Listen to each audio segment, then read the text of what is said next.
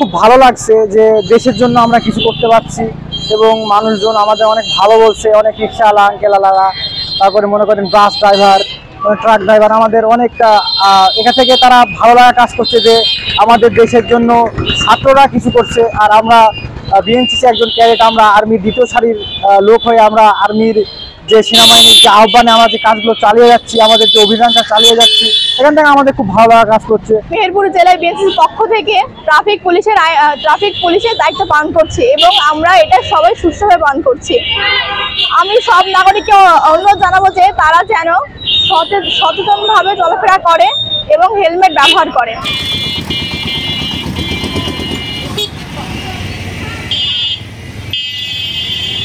আমরা গত 5 দিন ধরে এখানে যানজটের নিয়ন্ত্রণে কাজ করছি।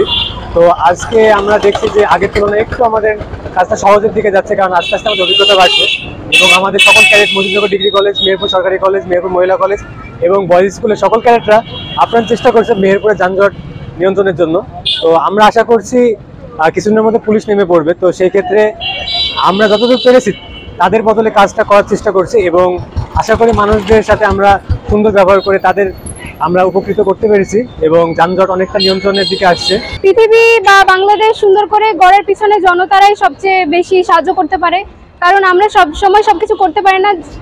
জনগণ, মানুষজন যদি তারা নিজেরা নিজেদের সেফটিটা যদি মেনে চলে, আমাদের নির্দেশনা যদি মেনে চলে, তাহলে সবকিছু ঠিকঠাকভাবে চলবে।